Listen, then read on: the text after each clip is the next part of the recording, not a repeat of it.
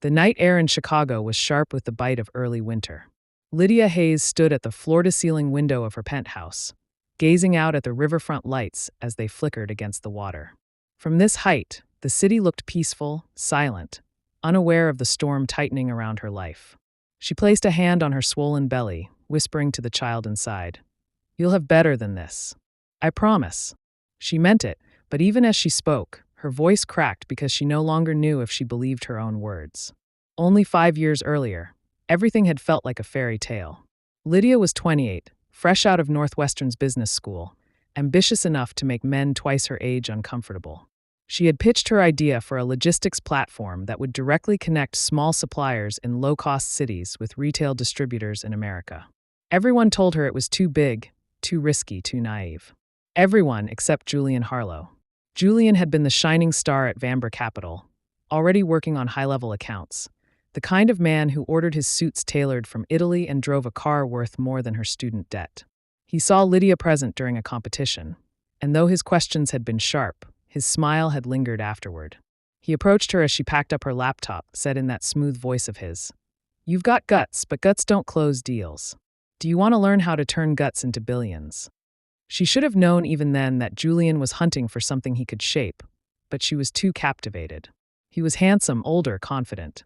The first time he placed his hand over hers on a bar table after a late-night strategy session, she let herself believe she had finally found someone who saw her brilliance, not just her hunger. He told her she was extraordinary, and when he kissed her, the world blurred around them. They built everything together, or so Lydia thought. The first year of the startup was brutal. Endless calls, rejected proposals, tight budgets. She pawned her mother's necklace to pay the first developers. Julian was there through the long nights, making promises of us against the world. And when the investors finally came, when the money rolled in and her company's name appeared in Forbes, Julian looked at her with pride, and Lydia thought, "This is my forever." The wedding was a spectacle, a cathedral in the Gold Coast, her in a gown that swept across marble like a wave of silk. The entire Chicago elite came to watch the rising power couple bind themselves together. Champagne flowed, and Lydia danced under chandeliers with the man she believed would protect her for life. Her mother had whispered, "You've won, baby. You've won." 2 years later, they were at the top.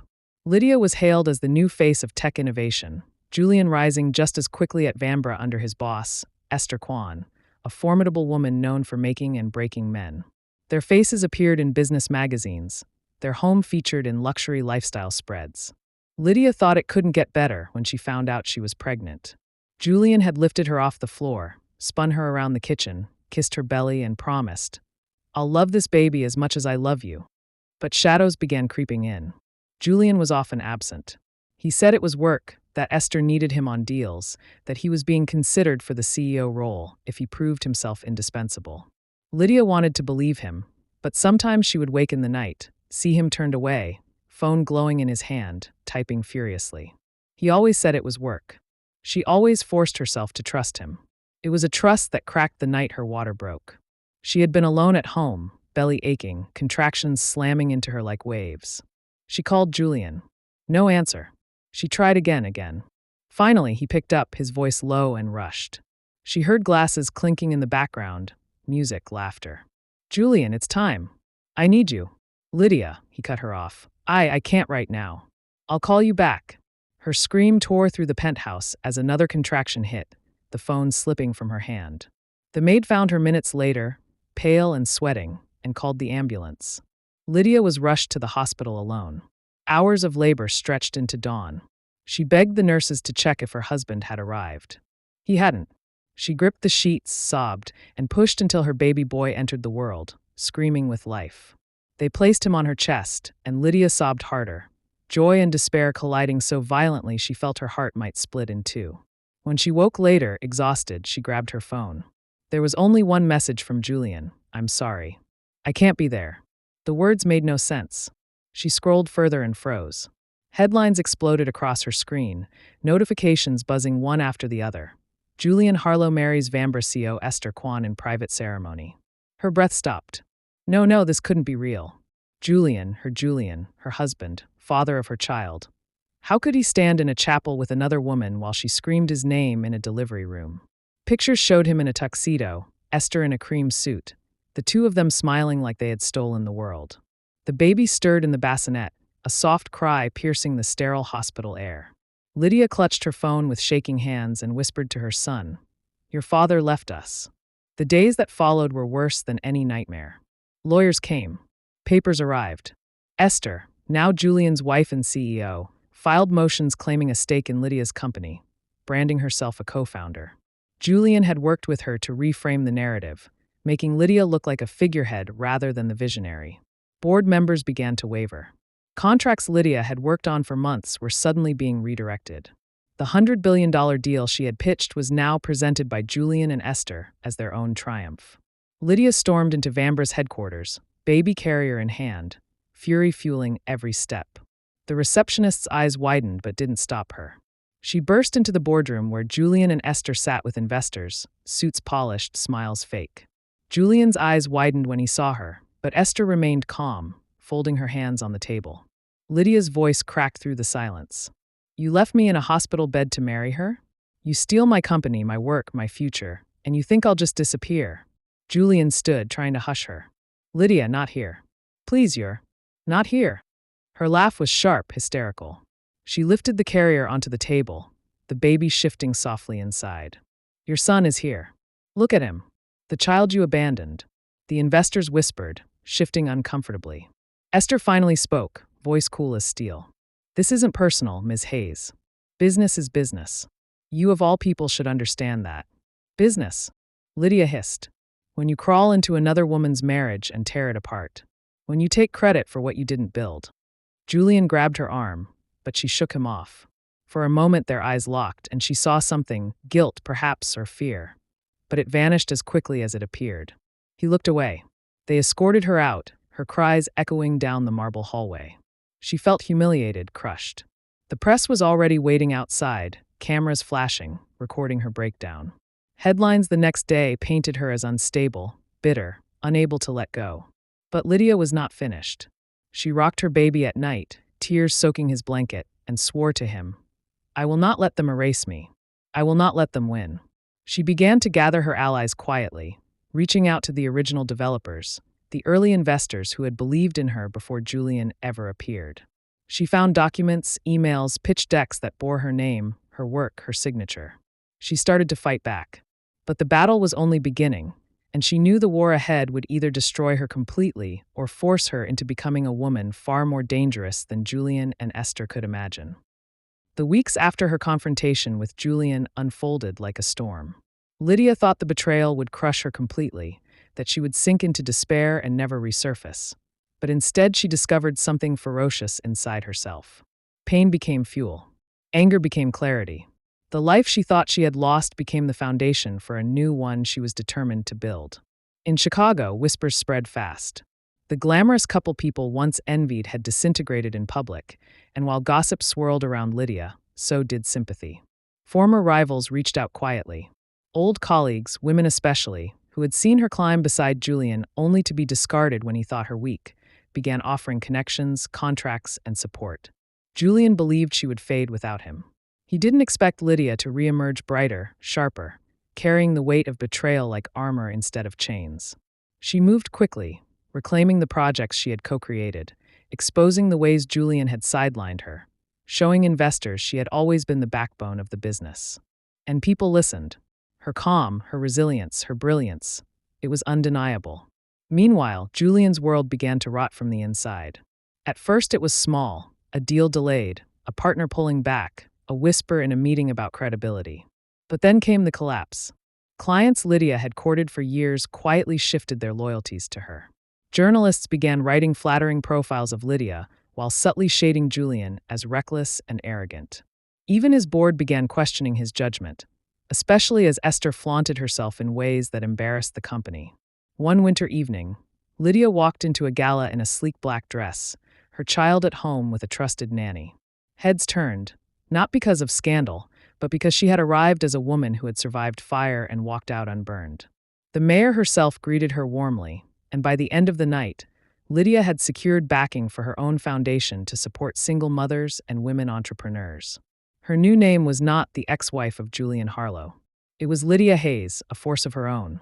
Julian watched from a distance, each article and photograph like salt on an open wound. He told himself it was temporary, that Lydia's light would dim eventually. But the truth screamed back at him. She was the one people trusted, admired, followed. Without her, he was nothing but a fading echo. Esther began to see it too. She had thought she was stepping into Lydia's world, inheriting her throne. Instead, she found herself trapped with a man unraveling. The money wasn't flowing the way she expected. The glamorous trips slowed. The luxury started to look more like debt. And the looks people gave her at events, pity, disdain, cut deeper than she admitted. One night, Julian came home drunk, tie hanging loose, eyes wild. Esther, scrolling through her phone, didn't even look up. "You've ruined me," he muttered, sinking into a chair. "You ruined yourself," she said coldly. "And you dragged me down with you." He glared at her, but there was no fire left in his eyes. Only defeat. Lydia, meanwhile, soared higher. Her foundation grew. Her name was etched into the Chicago Tribune's list of most influential leaders. She appeared on panels with senators and CEOs. She became a beacon, not just for her business acumen, but for her story of resilience. Women leaned forward when she spoke, men nodded with respect, and everywhere she went, people knew. Lydia Hayes had turned betrayal into empire. And then came the night that crystallized everything. The city buzzed with the announcement of a major award, Businesswoman of the Year. When Lydia's name was called, the ballroom erupted in applause. She walked to the stage, elegant, powerful, her son held gently on her hip. Cameras flashed wildly. Lydia thanked her team, her mentors, and finally her son. Her voice was steady, her eyes bright with tears that did not spill. "For every woman who has been told she is replaceable," she said into the microphone, "let me stand here as proof. You are not." That photograph, Lydia on stage, daughter in her arms, the world clapping for her, spread across Chicago like wildfire. Julian saw it on the news in his dim apartment. His tie was gone, his suit wrinkled, a half-empty bottle beside him. He stared at the screen, at the woman he had once dismissed, the woman he had betrayed, now adored and honored.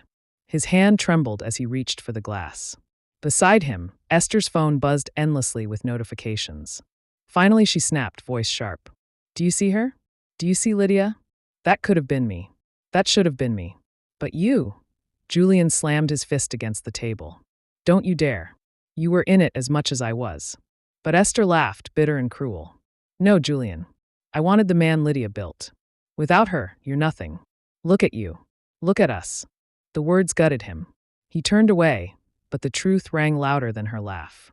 He had been strong only because Lydia made him so. Without her, he was a hollow man, ruined pretending to still be whole. Chicago moved on without him. Business circles whispered about his collapse. Partners cut ties. His once glorious company, now badly mismanaged, was picked apart by rivals, some of them, ironically, loyal to Lydia. Invitations stopped. Calls went unanswered. His face, once plastered on magazine covers, was forgotten. Esther withered too. The attention she craved turned to mockery. The circles she wanted to impress now saw her as nothing more than a mistress clinging to a sinking man. She lashed out at Julian, but eventually, she began disappearing for long hours, returning late, her excuses thin. Even she was looking for a lifeboat to escape him. Lydia, however, thrived. She didn't just build a business, she built a legacy. She created grants for single mothers, scholarships for women who wanted to study business, and shelters for women fleeing abusive marriages. Each time she cut a ribbon or signed a check, she thought of the night she cried alone, abandoned, and whispered to herself, "Never again." One bitter winter night, as snow flurried down Chicago's streets, Lydia's car passed an old bar. Through the frosted window, she caught a glimpse of a man at the counter. At first, she didn't recognize him. Julian, thinner now, gray threading through his hair, hunched over a glass with a haunted stare. The sight tugged at her chest for only a moment, a ghost of what had been. But she didn't stop. She didn't need to. He was alive but ruined, just as fate had decided. That evening, she returned home to her penthouse, where her son played on the soft rug. Lydia scooped him up, pressed a kiss to his forehead, and rocked him gently. The city lights glowed beyond the window, tall and glittering. Her son's eyes fluttered closed, tiny hand resting against Lydia's heart. Lydia whispered into the quiet, "The world tried to take everything from us, but it forgot one thing: I don't break." As her baby sighed and drifted to sleep, Lydia looked out at the Chicago skyline and knew this wasn't just survival. This was triumph. This was resurrection. And in that moment, with love in her arms and power at her feet, Lydia Hayes knew she had already won.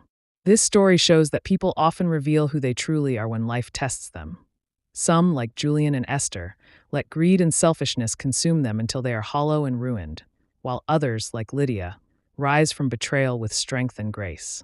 It reminds us that loyalty can be fragile, that love built on self-interest will collapse, and that those who discard others for their own gain often end up trapped in the ruins they created.